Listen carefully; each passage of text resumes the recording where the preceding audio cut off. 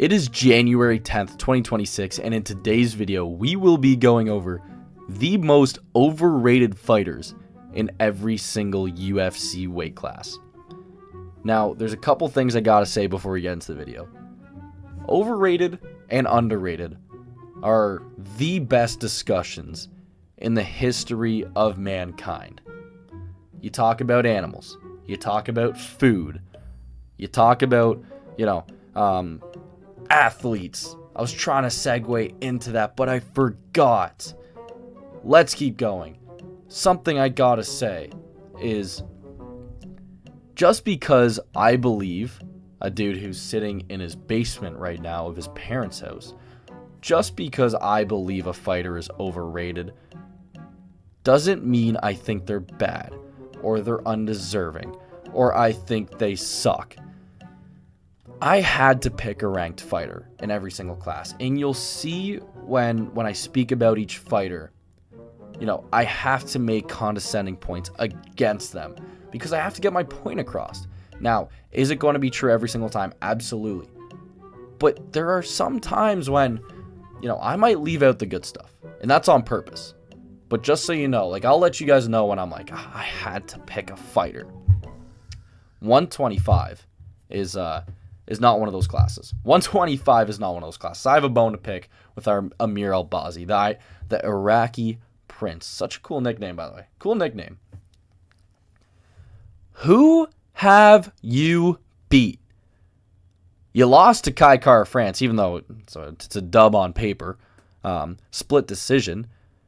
You lost to Brandon Moreno, right?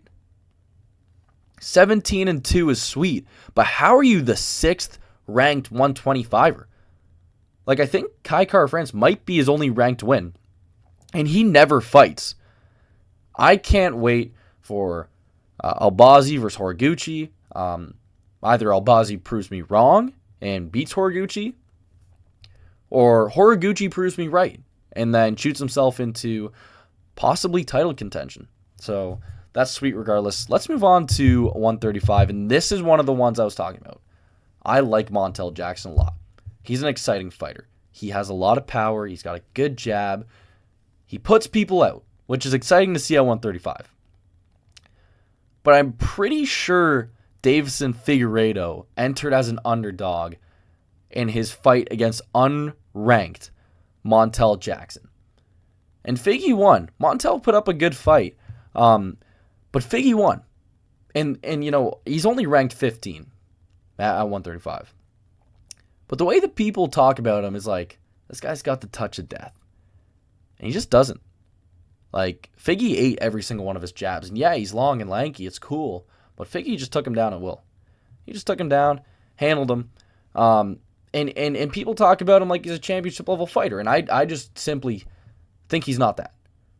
He could be a staple at 135 for a long time. He could be, a top 10 fighter. He might, I don't think he'll challenge for a belt, but he could be one of those guys, example, Justin Gaethje, that, probably shouldn't fight for the belt, should probably be a feature fighter, something like that. He could be one of those guys.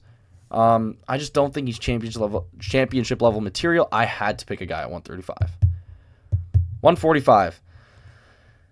This is a guy who could have 3 losses on his record. I don't think Movsar is from, I don't think he's a Dag. I don't think he's from Dagestan. But he kind of gets grouped into those guys of the Sambo wrestlers. Lost to Arnold Allen. Barely beat Aljo. And I'm going to take back the way I said that. He barely beat Aljo. But Aljo was a champion. He was a champion. Moving up a weight class to fight Movsar. Lighter man skill. And Movsar narrowly edged out the win. That's a check mark on his resume. But people talk about him. They group him in with these Dags that are like Islam and Umar and Habib and Magomed Ankalaev and Shamil Gaziev. They group him into that, and he's simply not that. Diego Lopez would mog this guy in a rematch. Volk would piece this guy up for 5 rounds. I don't want to know what Gene Silva would do to Movsar. He's leaving in a stretcher if he enters the ring with Gene Silva. And you know what? I kind of don't like Gene Silva. I kind of don't like him. I like him as a fighter, but as a personality, he's kind of just weak. Like, yeah. Anyways, overrated.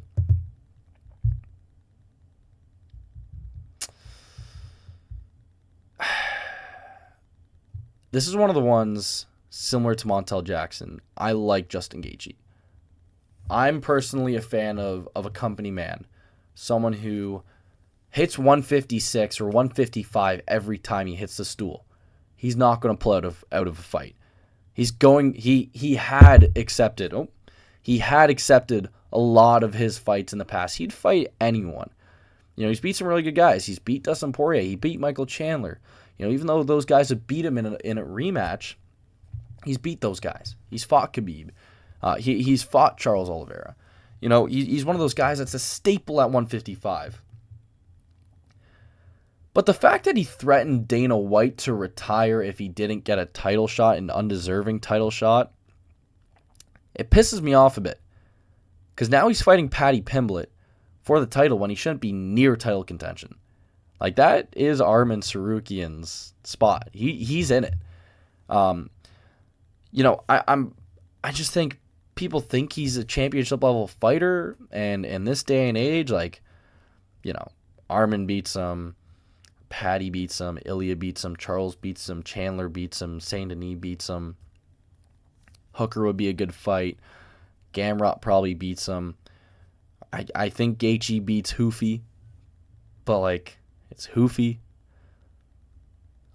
He definitely beats Dariush. He beats Dariush, but there's guys that are more deserving than Justin Gaethje. I just don't think he's that fighter. Not anymore. I don't know when we started talking about UFC journeymen, in the middle of their career, going down a weight class like they're a real problem at 170. Don't really know when that happened. I will say the knockout against Wonderboy was sick. The one where he went whoop, whoop, and went boom when he was losing the fight to him. That was pretty cool. He was definitely losing to Wonderboy, but that was a really cool knockout. Beats Colby Covington by doctor's stoppage. And I know Joaquin Buckley has a good gas tank, but nobody has a chin or gas tank like Colby Covington. So who knows where that fight could have went. And motherfuckers, people, legitimate people were saying, I don't know, I think Buck gets him, when they were talking about Usman and Buckley. Are we serious? That's what I mean. It's the perception of the audience. Who the hell thought that Joaquin Buckley was going to beat Kamaru Usman, one of the greatest fighters of all time? And Usman's a guy that's been getting on my nerves recently. Who? Why? And it's not that I was right the whole time, and I was right the whole time about Usman and Buckley. And I'm not just rubbing it in your faces, but why? Usman didn't enter as an underdog, right?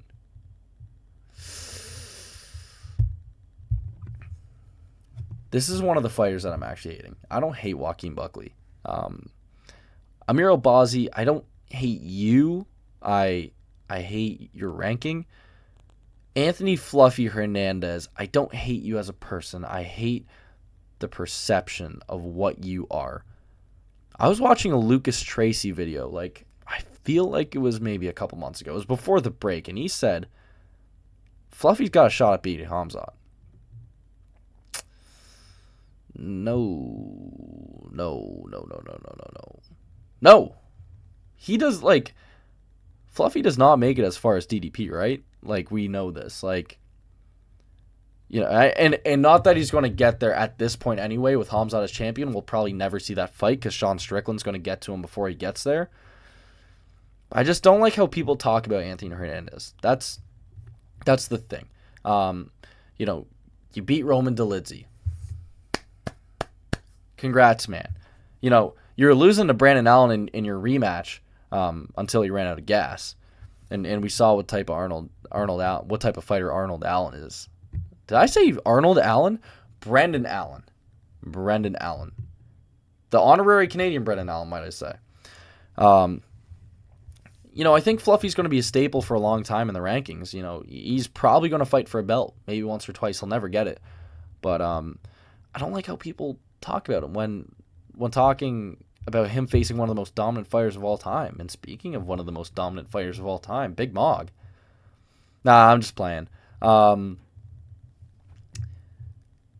want to see the rematch or the trilogy between Mog and Pereira. It'll never happen, I don't think. People are talking about this guy like he beat John Jones. I'm not going to say names because I don't want to out people. People are talking about him like we got another dag. We got a big dag at light heavyweight. Who's going to stop him? I'll list you some names right now of who stops Big Mog. Pereira, Yuri, Roundtree, Olberg.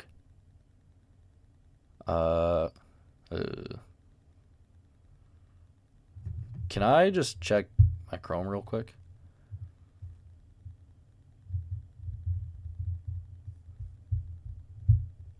The names I listed are the only people that beats Big Mog. This is one where I had to pick a fighter. Like if you look at light heavyweight, it's not really anyone here. Not really anyone here that I'd pick over him. You know who actually beats him? Zhang Ming Yang. Zhang Ming Yang beats him. I'm all in on Zhang Ming Yang. I'm buying all his stock up now. Because, look, I was in on Zhang Ming Yang. I thought Johnny Walker was going to beat him just because he's freaky. I'm buying on Zhang Ming Yang. Volkov, this is just a thing, with the rankings. I think he's number 1 ranked, right? I think he's the number 1 ranked. He's number 2. Congrats. You beat Cyril Gahn, who had a broken foot. Congrats, dude. You had the biggest robbery of all time against Jolton Almeida, and I do not like smudgers. But if you don't do anything against a smudge, at least get some booms in, get some damage. I just don't like Volkov. Sorry. I just don't like his ranking. He is not look, Gahn beats him, Aspinall beats him, Pav beats him, Blades beats him, Waldo beats him, Almeida beat him, Lewis knocks him out. Talson Teixeira? That would have been a good fight. Talson versus Volkov. That would have been a good fight. Yeah, I mean, this is kind of where I run out of steam because it's nothing against Volkov.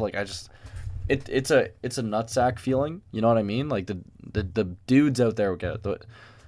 For the women, it's a feeling you can't really explain. It's just deep down. Yeah, that's what I'd say. It's deep down that this fighter is overrated. And that's kind of my point with Volkov.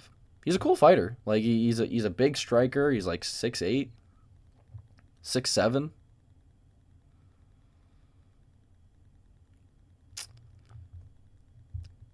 Anyways, that is those are the most overrated fighters in every single UFC weight class.